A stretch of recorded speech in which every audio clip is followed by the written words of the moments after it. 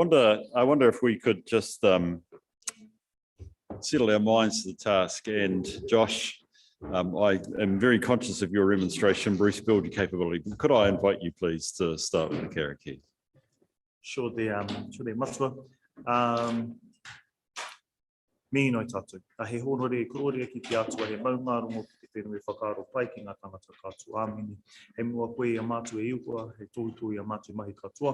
Ko koe anō he whakakahi a mātua kia whaikarori a mātua i roto na mahi katoa. He mea timata, he mea mahi, mea whakoti i roto i aku. Kia whiwhi ai mātua i te oranga tūtangi a te pai tia nei mātua i tēnei rā. Kororia ki te whenua tapu. Amen. Appreciate that, Josh. Always good to calm our minds to the task at hand, because I am going to ask you, and I am just going to jump a wee bit to how I propose to take the morning. We do have PwC joining us at, I think, 11 o'clock, if I've got my timing correct, for the continuation of our work around our risk profile and risk appetite, which is tremendous.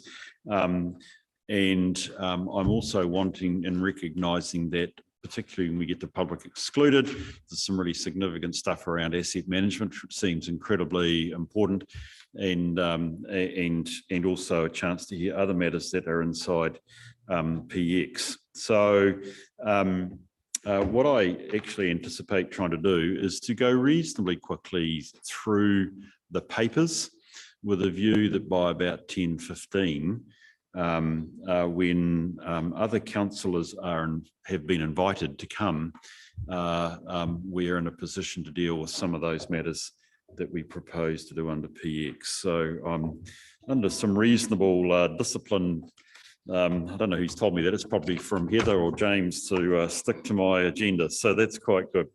Do we have any apologies to deal with? Oh, thank you. Yes, you're right. Thank you. Seconder, thank you. Tony, all those in favour, please say aye. Those against, it's carried. Are there any declarations of interest or matters that need to be raised? No, I just want to indicate that I will raise a matter under public excluded, but we'll deal with that when we get to public excluded. We've had the minutes, and we have them in our pack for 15 March when we last met. I'll move from the chair that they're a true and correct record. Do I have a seconder, please? Thank you, Rieta. Are there any matters of accuracy, correction, or whatever that you need to raise with us?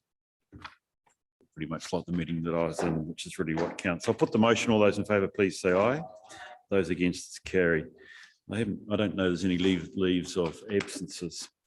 Look, Riet's just asked me to note under acknowledgement and tributes. I think last time I was here, I noted that actually councils around the country had been recognising the challenges that, amongst others, Gisborne were facing with Gabrielle.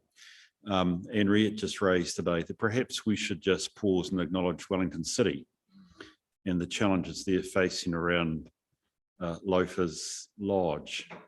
You know, it's interesting. I was in Wellington.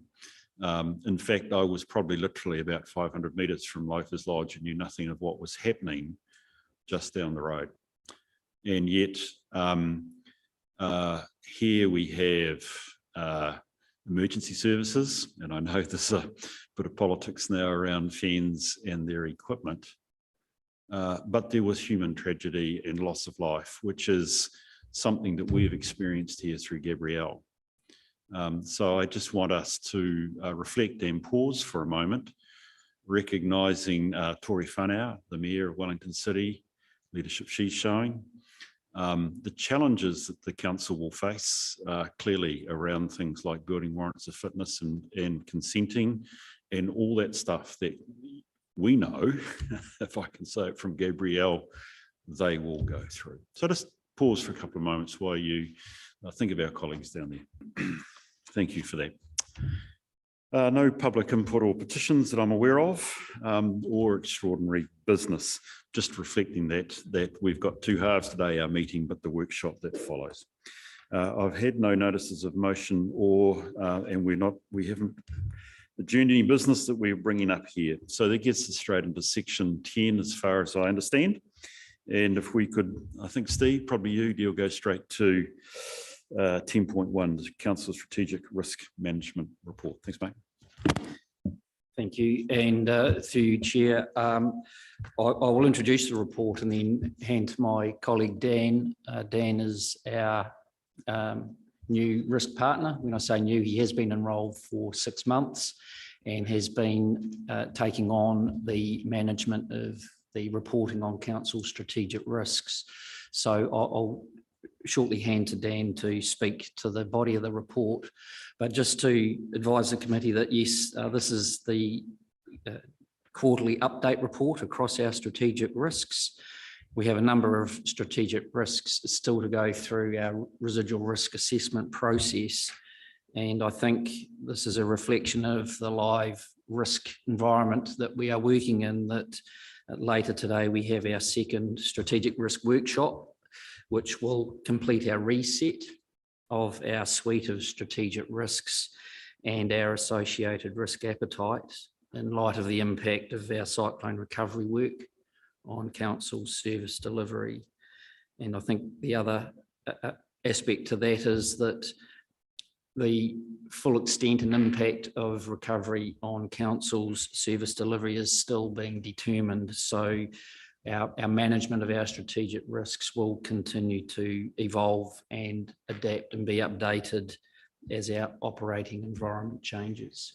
So I think in terms of setting the context, we've got work in progress this afternoon around the direction that our strategic risks are going in.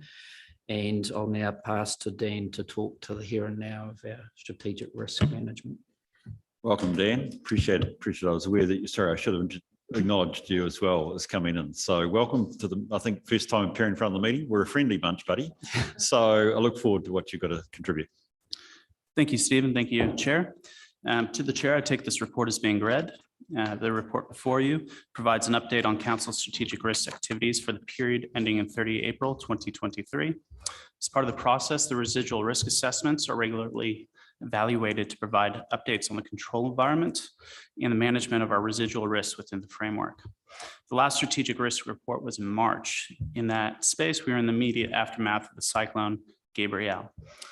This reporting period aligns with the transition to recovery we've been undertaking, implies that lens. There's a focus on financial, natural environment, asset management, business continuity, strategic risks.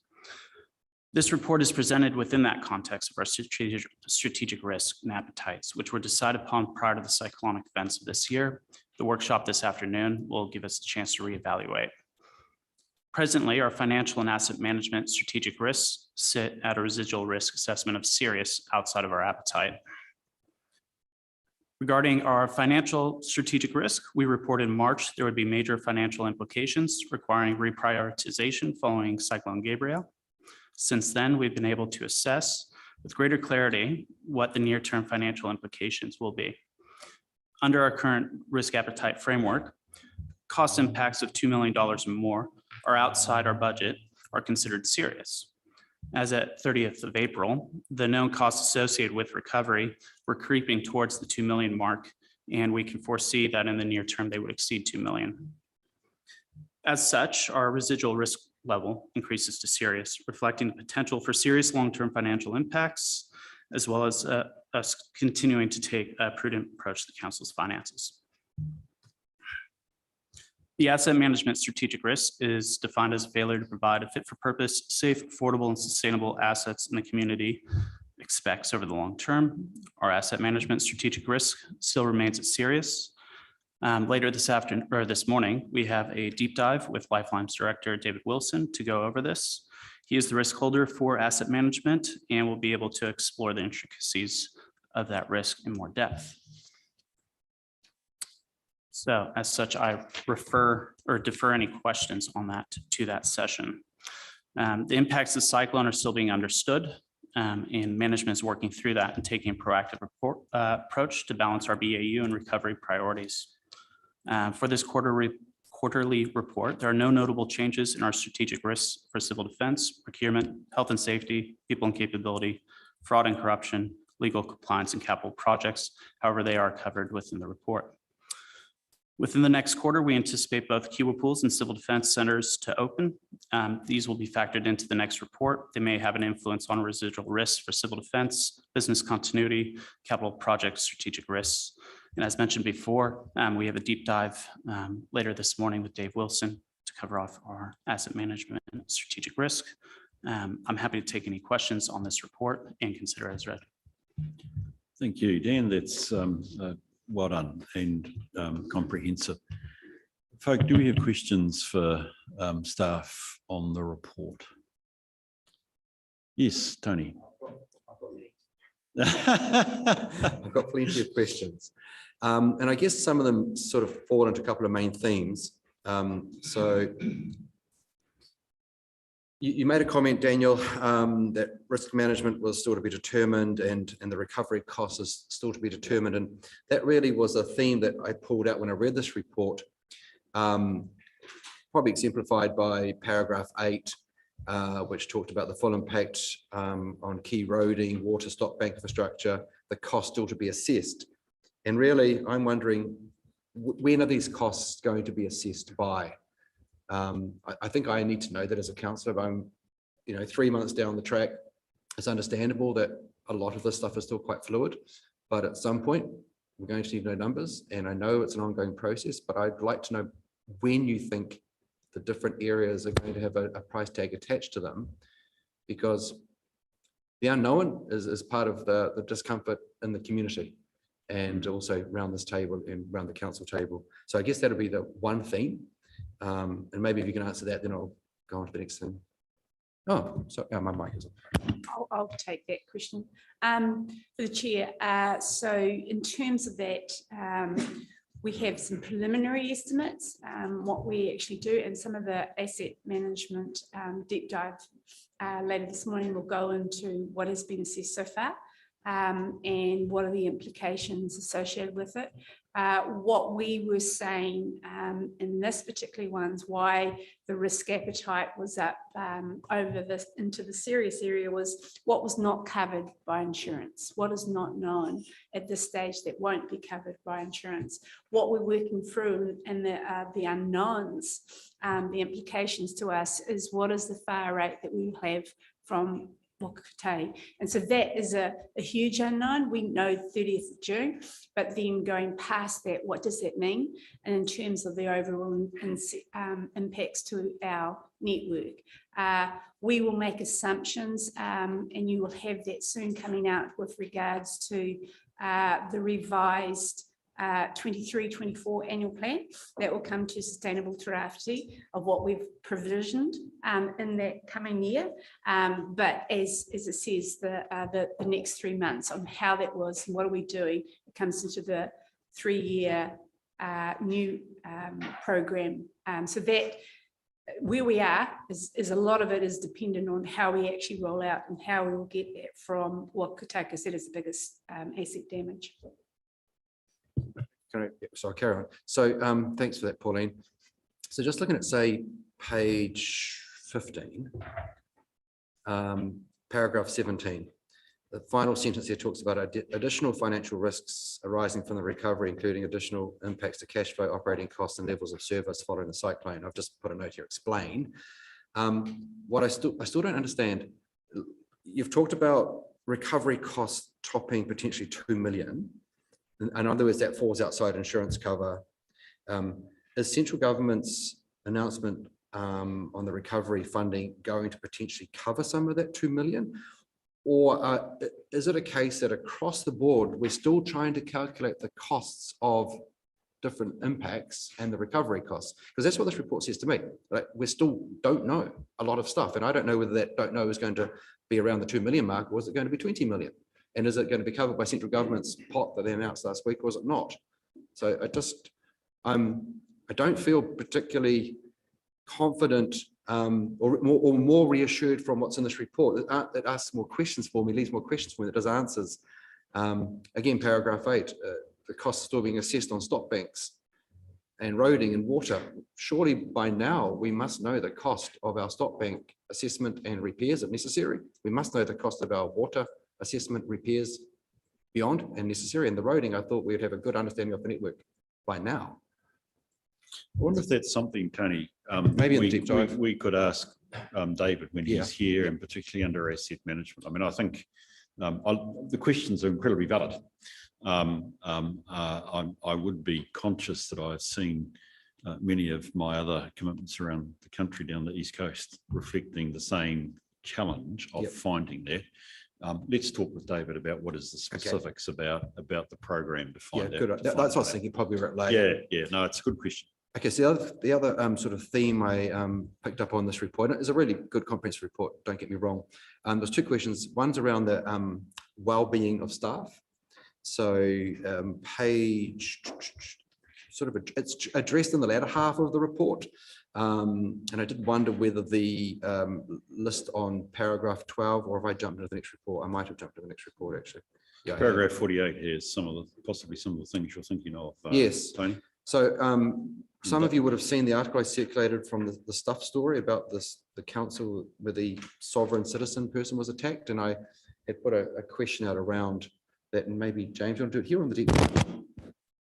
Through the chair, if we could pick that, yes, got your question, and when you respond, if we could pick it up in the health and safety. Yep. Is that okay? Yeah, I've probably jumped a report ahead. All right, is the insurance cover in this report? I think it is, isn't it? Okay, so my question around the funding on insurance, which is page.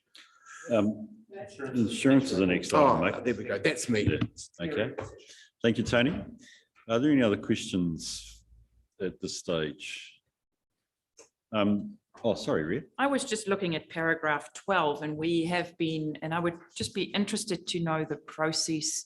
I don't know who would talk about, but you know, how we have asked for order in council for Yes, a 3-year yeah. recovery plan versus a LTP, and the minister did come back a few days ago saying they'll get back to us in the next 2 weeks.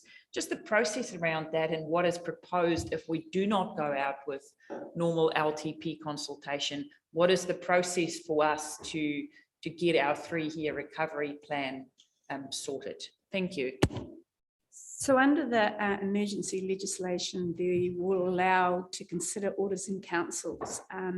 The first order in council is more around the annual plan, and that is to be adopted or approved by central government by the 7th of June. However, there are other tranches where order in councils will address different things as they progress there. One of the ones where they are saying that the orders in council for both the annual report process and the long-term plan will come into the August order of council. And what that would mean if we are advocating for this, and what we would be ideally wanting to see is a 3-year plan as opposed to the normal long-term plan, which is a 10-year focus, but it also has a 30-year infrastructure focus. What it requires we would be doing if that was there, we would still do the first 3 years of the long-term plan, and we would still consult, engage with our community around what that is and what is our recovery plan for over those, and what is our priorities in making sure that the community agree with it, or what are their feedbacks associated with it. So essentially, if you like, that things at that stage, if it follows the other orders and councils that was at Kaikoura or Christchurch after their emergency events, they don't have to be audited, but you still go through for all of those other processes. So look and feel of it is exactly the same, except that it doesn't go beyond that 3-year focus. I happen to know through other reasons, Riet, that it's being actually looked at by DIA right at the moment. Okay, so look, I'm interested. So I was appreciating your question. So Pauline, we're angling for a 3-year, if you will, LTP light, 3 years unaudited, focused on recovery, and presumably in that time we've also got a chance to actually go back to Tony's point, get more certainty around what longer term recovery, particularly our asset management strategy, looks like. Correct? Okay, I can understand that. Okay, it'll be interesting to see how they go. Pauline, I just had a question. I mean, look, I couldn't go, probably the accountant and we couldn't go past the finance indicator. It's the only one with the arrow up. And we've got the indication of the $2 million+ and an unknown. And it's always the problem, isn't it? It is the unknown. One of the things, and it's really a statement rather than a question, although you may want to comment on the statement, is how much of the annual plan will be certain versus uncertain in terms of our financial strategy? Does that make sense? You know, we're having to adopt an annual plan. I presume that still occur in June. How confident are we? It's not to say it's robust or not robust, but actually, how does it account for some of the provisioning and the challenges that we have? And that is one of the difficulties that we have. Yeah. Is we're trying to perhaps provide an annual plan without the full knowns. And Yes. the full knowns is what are the central government fundings that we have, and Waikato being the biggest one with it. So what we have to make assumptions, and we have to make some of those provisions, and then we can actually say, this is what we have assumed at this particular point in time, and this is what we're provided for. And one of the biggest assumptions that will come into the annual plan, again, you'll have it on the 1st of June, which is sustainable terafiti, which then allows us to give feedback out to the community, is probably around about 65 million provision for the roading network to be completed within that time. That two things about that is what is actually the capacity to do the work, and what is the prioritize and those kind of things with it. The other major assumption will be, what do we assume that the FAR rate that we would achieve, and what does it allow us, without knowing what that is, what is a kind of a conservative best estimate of what that will be. And some of the provisions that we will probably be providing is that up to, normally it would be 87%, but there are bespoke ones up to 95%. Currently we're at 100%. So the plan of 65 mil will assume a 95% FAR. Depending on what we get, we will then have to adjust it. But you have to make assumptions. Yes, that's right. That what are you assuming at that particular point in time and what can be done. So that's kind of, as you said, how much is known. There will be things that we'll incorporate that are known. The woody debris. We'll make assumptions with the grants that was given us. What does that include? What do we need to put for the recovery office into the annual plan as well? So those are the kind of things. Yes.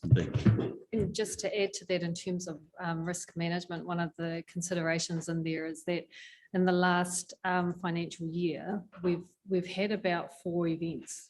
So we can expect that we will have another event in the next annual plan cycle. And so what that impacts, how that impacts on that particular year, we just in that area of uncertainty, given climate change and our increased adverse weather events. So one of the things that interests me, look, I think, you know, I don't want to get us into an annual plan discussion because obviously you're going to have that, but I'm just wanted to ask the question. So at this stage, our broader financial metrics, so our debt to revenue ratio, interest cover, those sorts of financial prudential limits are at threat or not?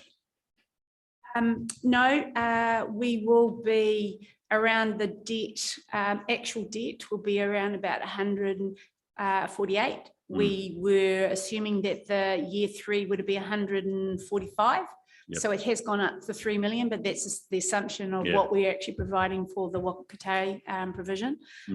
So we were still within our thresholds, and that hasn't changed. Same thing as with the interest, because of that's a sort of a it's under our thresholds, under the 10 or 15% thresholds that we actually have. Brilliant. Okay, that's good. No, thank you for that. I think you entertain me on that. Those are some of the indicators for the rest of the committee's advice. And my role as risk chair, I'm interested in following through and just seeing how we go, because it's going to be the real indicator that we're becoming, and you know, that serious becomes real stress. So that's useful. Yes, Rob. Yeah, Pauline, just there's sort of a, at the moment, and it's in every department, so I appreciate the work that everyone's doing, but we're hearing that there's a lot of stuff that we can't control at this stage because we don't know. We don't know the initial cost. We don't know the total means of funding that we're going to receive from central government. But there is an element of our budget that we can control, and I just want to know: are we really looking at that as the business as usual? Because we are now going to be in a different climate for the next 3 years, recovery or whatever. So I'd like to hear that we are really looking at our business as usual and looking at what we can cut our cloth, because any business, the first thing that they do when there's something that comes outside the square, which we don't know the cost of or whatever, is to have a look at what we can control. So I'd like to, is that being looked at seriously, or rather than it just because it's in the budget, we're going to spend it. I'd like to. So there's a couple of things with that. The real work, we were at a short-term focus for the 12 months is, sort of reinstate recovery, which is the immediate effect. Your longer term, your medium term is the 3-year plan. And that's where you look at your levels of service. That looks at what are you doing? Do we change the focus? What do we need to do? So that it comes within this period, which is within the next 2 to 3 months, you'll be actually looking at those. Yes. Look, I'm just conscious of time. Any other questions we'd have? Could we just turn, please, to page 22 of 43, Steve and Dan, which is just the forward work program around risk, which is, I'm very grateful you put it there.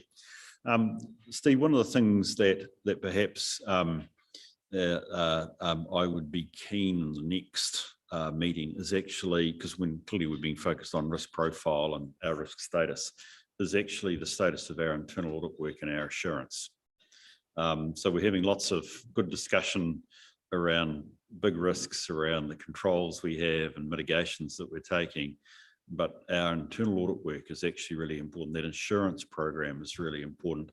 And I'm conscious there's action there looking at that assurance program. And I think it would be useful if the committee could get an update on that, please, at its next meeting. Otherwise, I'm good at identifying the risks, but we need to have a level. And some of the questions we've got are some level of comfort around that we have got these things under control. So I am comforted, by the way, Pauline, I'm not having a crack, but I am saying that the internal audit program is a really important part for us as a committee to be able to know that our controls are effective and in place. So if you could perhaps contemplate that I'm asking you, please. I'd like to see more of that if we can at the next meeting when we have it, please. That'd be great. Can we move to the recommendation, please, which is that we receive the report. I'll move in a second, please. Thank you, Tony. Thank you, Josh. Any discussion on the motion? I'll put it all those in favour, please say aye. Aye. Those against, it's carried. Thank you very much. Right, Tony, you were keen to get to the insurance. So we're in insurance now. So who's set you, Pauline, going to give us a few quick opening comments, please? Yes, so this is just in sort of, as say, the quarterly update, but it also gives the lens of the process that we have with the claims that we both do from our own insurance and also from NEMA, who is the other party of central government that provides for the infrastructure assets of 60%. And in terms of this, it mentions at that time at March, the costs that we incurred, which is in the initial response, and the recovery was around about 2.8 million. Depending on that process, that is up to 100% payable from NEMA. And so the internal audit manager, if you like, has been deferred from that time to go for each and every part of that process and to put the claims through to NEMA. So that's where the significant time and energy has been spent in that area. And in terms of the other parts of it is there are the infrastructure assets and the reinstatement of that, which is, as it says, it's around about 28 million, of which the deductible, if you like, that we have to pay up front, which was why I mentioned into the strategic risks, is about 1.5 million. So that is a kind of a a broad statement of where we are at with the other insurance. There's a little bit of updates of other things that occurs during this process, but fundamentally that was an update of our claim process. But I'm happy to take any questions, or if I can't answer them, we've also got Andrew, who has been dealing with the insurers as well. Thank you. So, yes, so Tony, I think you can lead off. You had a question. So paragraph 11, page 25 or 43, it says based on available information, which is still being finalized, an indicative 28 million claim has been recorded. My previous conversation was obviously there's a lot more stuff up in the air yet to be determined, costs, etc. Am I to assume they fall under the insured category and therefore they are yet to be added to the pool of that claim? Because when I read this, I thought, oh, so it's going to land roughly around 28 million and maybe a little bit of give and take, but the previous report sort of suggested to me there's a lot more stuff to be assessed and value or cost determined. So there's two things here. Our roads are not insured. So this paper is about what are the assets that are insured. So this says of those assets that is covered under our insurance policies, either from central government, NEMA, or our insurers, the amount of damage that we would be assessing for the claim is around 28 million. Second question relates to page 26. I couldn't work out the maths. Can you just explain, please? Around paragraphs 13, 14. So councillors for water infrastructure assets declared at 586 million. The current loss maximum is a natural disaster at 250 million.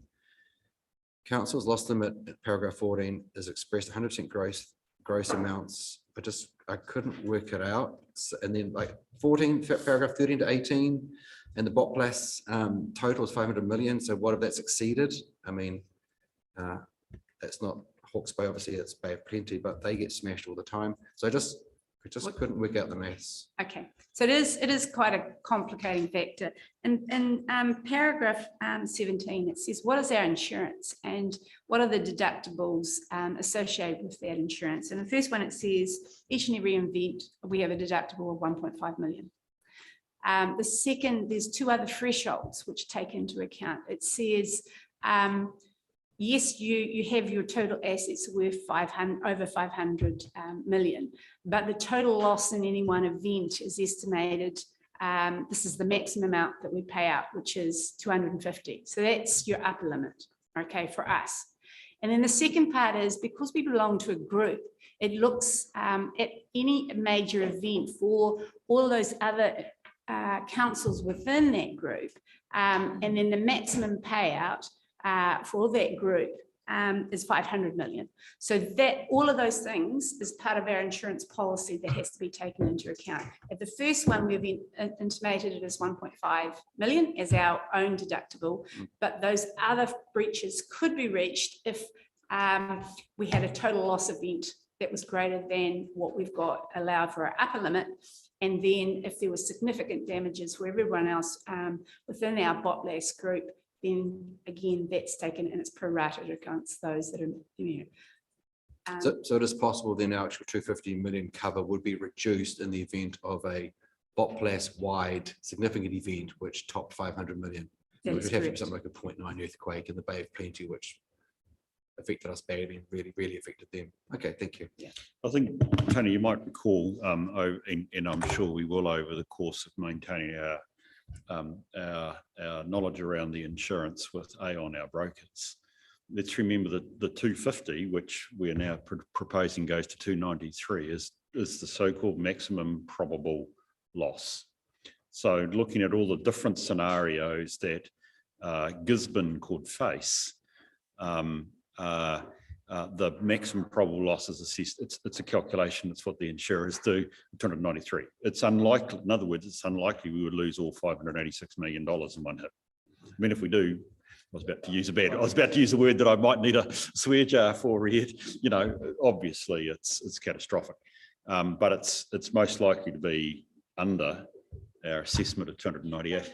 You might have figured what word I was going to use. Okay, so, but did I say that? It's no longer a swear word. I didn't want to get fined. So, and your point is well made that We have purchasing advantages by being part of a group, but then the cost of the group is exactly your point. There's a limit of $500 million per one event. So, you know, that's the risk equation that we're adopting here. It's worked for us so far. I mean, the 28 million and your claim there is a sign. Actually, this is our system working for us, but it does reflect, and it reflects the need for that risk sharing arrangements, but it does get there. Rightio, any other questions for this paper? So at this stage, as I said, there's a couple of things here. One, it's shown it is working in relationship to Gabrielle, the 28 million, but as you've said, Pauline, you may well cover later on, Dave, there is this question that not everything, of course, is insurable. We've heard about the roads, and then there's some assumptions around that. And now we've got a sense of the arrangements that we're putting in place for the moving at $298 million, which I think was what we had previously agreed, 293, which we had previously agreed, which is fine. Okay. Just, I had one question, Pauline, the parametric, which I was running around in my head if I actually knew what a parametric policy was. But essentially, as I understand it, it's we reach arrangements with insurers if a certain event defined by way of metrics, your 1 in 1,000 year earthquake, the payment is automatic, as in contrast to the problems that, well, problem, wrong word, the bureaucratic challenges of making a full claim is concerned, correct? Essentially, that's correct. It's a higher limit that it occurs. You pay out, you pay a little bit for it, but it's the speed of it. So in amongst all the madness here, well, it's a terrible phrase, and amongst the challenges we've got, Pauline, at paragraph 30, you outline the renewal process, asset schedules, insurance valuations and declarations, which we could all perhaps say is just BAU and amongst the challenges of recovery. No problem meeting those? No, they should be okay? Yeah, brilliant. Insurance valuations must be interesting. Yes, it is. And a lot of the times in the past, which was one of the recommendations from the insurance strategy, is to actually make sure that it is valued for insurance purposes. And so while we had elements of our valuation and allowed for an increase for insurance, they were added specifically from our valuers to take that into account at the last one. So yeah, it is an ongoing process. Thank you. Right, any final, Larry, welcome, man. Any final questions? No. Okay, can I move to the recommendation then, please? Sorry, and of course, obviously, we'll next hear when the insurance has been placed, correct? So it takes from the 1st of November. Yeah. 23 is when the next cover comes into effect. And so if I just go back to the was it March, where we had an autumn risk where the insurers came in. That's right. They said that they have their pricing and things, which was up to the 31st of December, and based on those things, when we come into this, they will be updating their metrics and what the costs will be incurred. So no doubt that will be factored into our pricing for 23-24 for the insurance, and we'll know what that is later on. Yeah. Good. Well, in that case, if there's any updates we can have at our next meeting, that would be absolutely wonderful. So you're right. I mean, we're looking at probably a significant premium jump. They were softening us up last time, and I suspect they're probably more than accurate, unfortunately.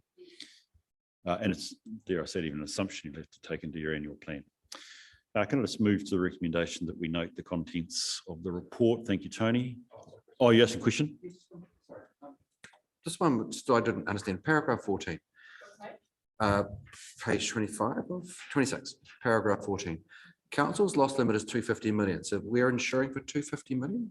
And then it says the infrastructure policy assumes 40% total cover with the remaining 6% covered by NEMA. So does that mean, my question mark was, does our insurance cover 250 million, or does NEMA cover 60%, or is NEMA part of the insurance provider? Effectively, it says that's the gross amount. So meaning that the amount covered is the maximum amount is 250, And in which case you would expected of that 250, that NEMA would be providing 60% and the insurance would be providing 40%. So the cover is based on that central government has stated for any emergency event in their loss modelling, that central government becoming party to the 60%. So it is the amount that the insurers will pay is obviously 100 and about 100 So million. we're actually insuring for 100 million on the assumption of a central government reassurance at the other 60%. Well, it's up to 250. Yes, insurance and covering, yes, you're right. From an asset perspective, we're looking to cover a $250 million hit to our asset base, but it would be funded 60% by the Crown, which concerningly is still only a cabinet minute. It's not actually, it's a policy, it's a convention rather than anything else. So it's good, it's good to see that it still holds, because it was one of the first things asked about Cyclone Gabrielle. Do we still have this, does this still exist? So we're backing it on it, Tony. Can I move to the recommendation that we note the report? I have a mover and a seconder, please. Thank you, Reid. Do I have a seconder? Thank you, Josh. I'll put the motion. All those in favour, please say aye. Those against, it's carried. Thank you for that. Right, that gets us up to, where am I, Frank? I'm trying to look at my PX agenda. No wonder I'm having trouble here. Health and safety, David, welcome. And if you could give us any short update that you would care to do before we open up for discussion, I'd appreciate that. David, just as you walk and prepare, there was a wee bit of comment under our strategic risk paper that there's some advice around some of the broader risks or rather what's affecting the health and safety profile. You may want to refer and reflect on that as well in your comments. Thank you.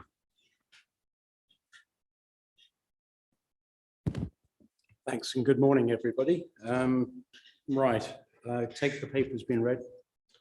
Yep, cool, great. Okay, in summary, whilst there's a lot of work in health and safety going on in the background, the key focus to us remains on these points. Driving and challenging road conditions, I think we're all well aware of that. Contractors and our staff and other members of the community using those roads. Conflict, violence and abuse to staff, I think that's a big one we're all going to deploy further on down, have a further discussion about. But you'll see from the report 39% of the incidents have happened this year, which is also reflected across other councils. Meetings with BOPLAS and LGNZ confirm this is happening across New Zealand, not specifically in Gisborne. Staff community wellbeing, of course, that's a key one from us and in relation to the previous one of conflict, violence and abuse, and also what we've actually all gone through. So those are the key ones. Add on that contractor management, which is still a key one, and it will be a key one carrying on. A lot of contractors and phenomenal work. David can allude to that. But they are tired, they are stressed, they're having to change staff, and then the competency levels can be compromised. There's a lot of travelling involved with the work they're doing. So contractor management's a key one to us. You'll also note from the report the two councils involved in litigation from the regulator. That was Thames Coromandel District Council and also Gore District Council, with some reparations, non-fines, but of interest to us, as will be the Whakari White Island July court case. I can answer this time the question from Tony, very good and very relevant in relation to certain aspects that are emerging risks or potential emerging risks. We're obviously well aware of emergency, or we look at emergency risks as we look at all kind of things that change. iPhone 14, for instance, lone remote working, we've now got potential to do a satellite. So we're always looking at new innovations as well as what's happening in the workplace.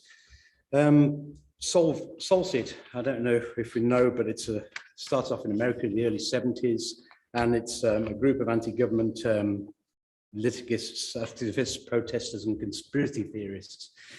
Prior to the election last year in August, we had an LGNZ webinar which covered up terrorism and extremism. So we were made aware of what was actually coming through. We've had no anecdotal evidence through the council to say anything is happening in Gisborne, but it's not, it's something that's on our radar, but it's on our low radar at the moment. We do talk to police regularly, and that's another issue we said. We've recently reinstigated regular meetings every 2 weeks with the police. They are doing a great job, but they're like us, under-resourced. There's a lot of stuff going on in the community. They put their hands up and said feedback to the council hasn't been as good as it could and should have been.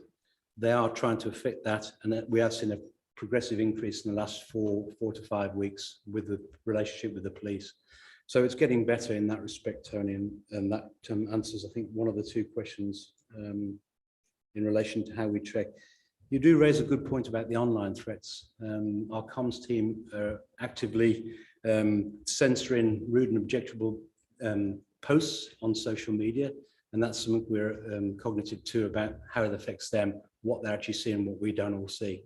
So we are looking at all types of conflict, violence and aggression and how it affects our staff, whether that's social, on the phone, face-to-face, et cetera, and we've got processes and procedures in place and a good culture in relation to reporting.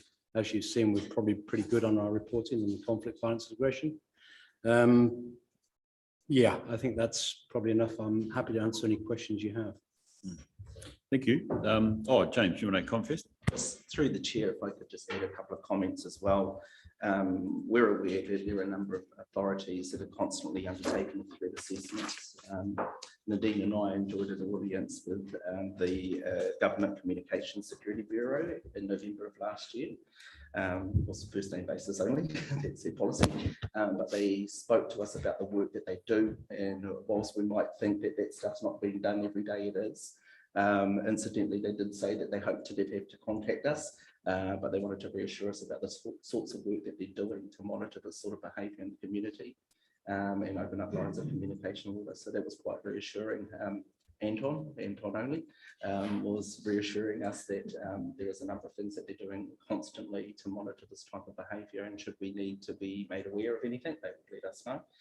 Yeah, I would say that our relationship with the police is good to great.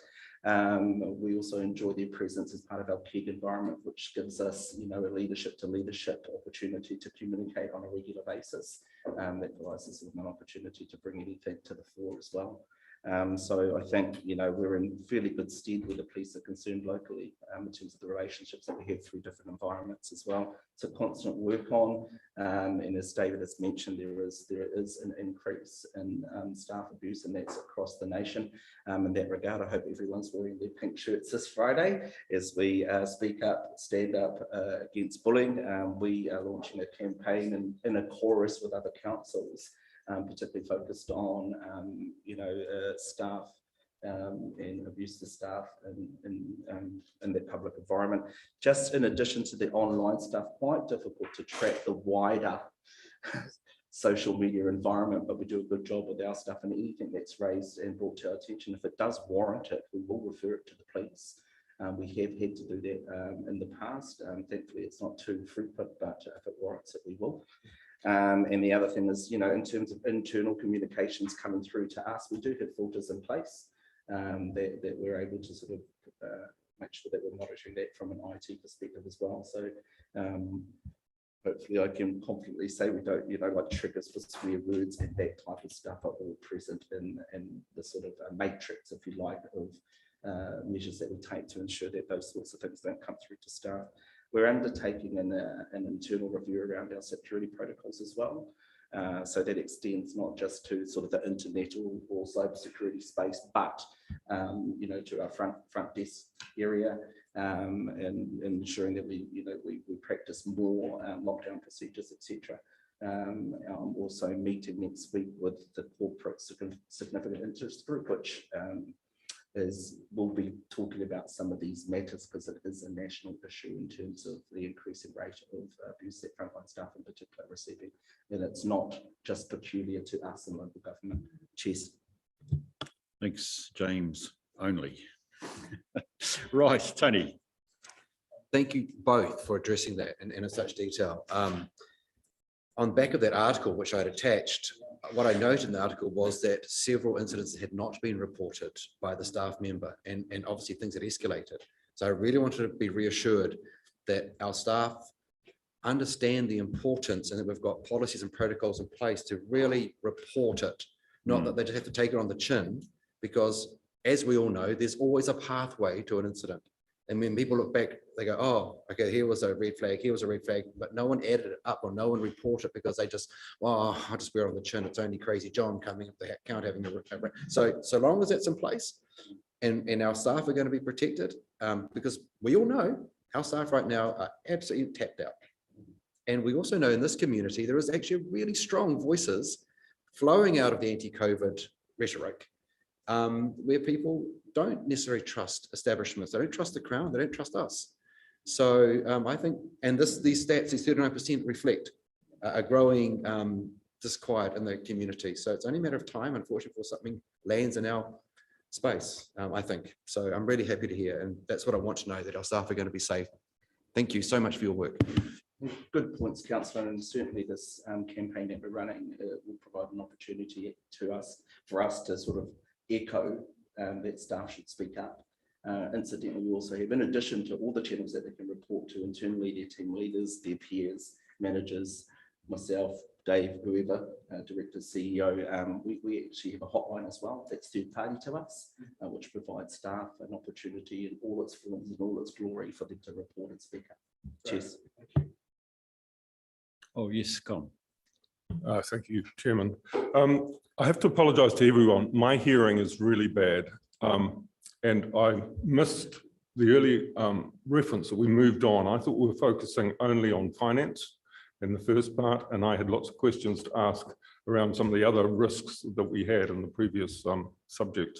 Is there a chance we can go back to any of those issues and risks? Question mark, first mark.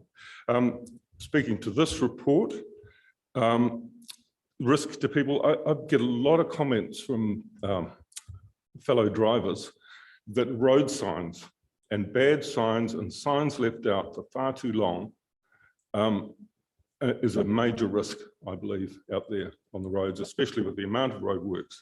And those guys need to sharpen up. And if it means 30, it says 30. If you see a 50 and nothing wrong with the road, you're going to get people ignoring signs. Second question in relation to this is the Damstra. And I note that the Damstra remain not well understood or utilised. Could I ask what Damstra is costing us per year? What's it costing per year to be part of this? Yeah, fortunately, we're very privileged with the BOPLUS agreement. We're paying a really good fee. So I think it's somewhere in the region of 7K per annum for the software program, which also gives us the ability to have apps for people to use outside of work, which has increased the reporting. So I think whilst it's not the best system, it's a really good, robust system that is very financially viable compared to others on the market. Cool, thank you. Colin, thank you, by the way, just to refer back to your opening comment about finance risk. Look, I can't guarantee that we can come back to it today. It may be if you've got questions specific that perhaps there's a chance, Pauline, for you to consider those, but I'm just conscious of our full agenda. As I said at the start, I'm keen that we've got to try and keep things pushing on, Colin. May I speak again? Pardon? Could I speak again? What to? The report we've got on the table at the moment. I just feel in the first half, we only really dealt with the finance side of things and we did not go into any of the other risk issues. Well, that was sorry, Colin, but that was the clear area that the committee was moving in. It was the highlighted risk. So that's what we dealt with. Right. There was good chance, and I'm sorry that you didn't hear it. And I appreciate your point about your hearing. I didn't realise that. Sorry. That committee members had a full chance to be able to raise other issues. So I'm sorry that you missed the opportunity, but I would invite you to perhaps through Nadine talk with relevant members if that's the case with your questions.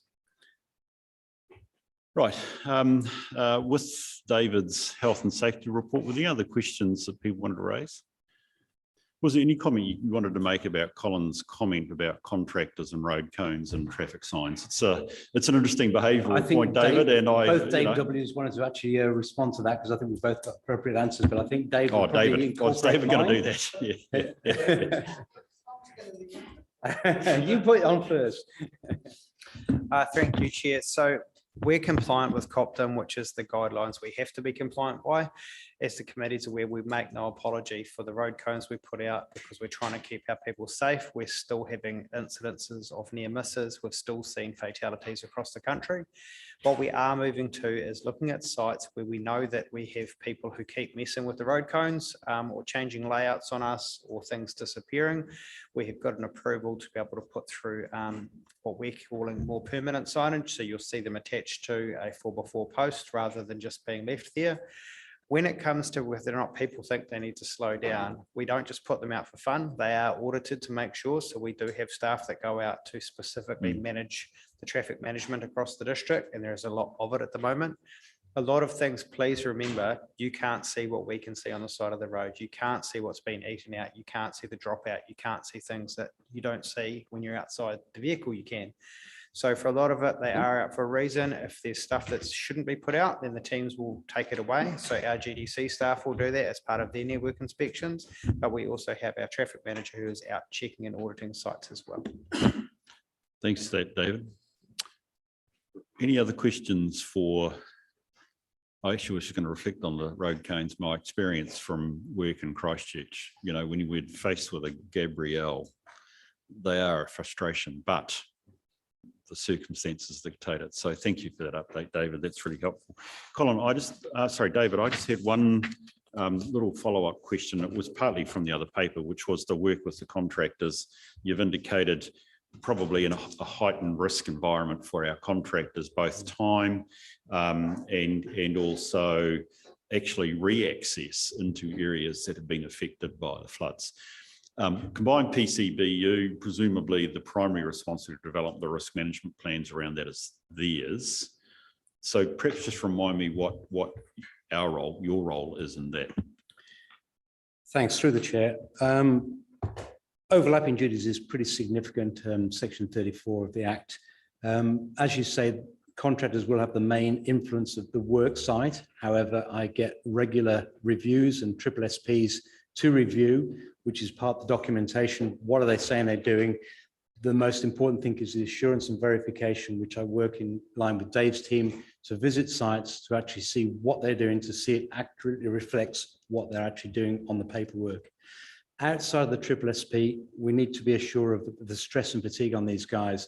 They work a long day, 8, 9, 10, 11 hours, but then they've got the 2 hours driving back, and that has to be taken into consideration when they're working quite away from where they reside or staying overnight.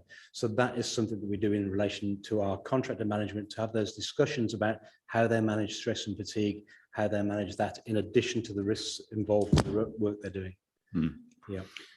And on the whole, you've found from your inspections, the risk management plans or assessments have been followed?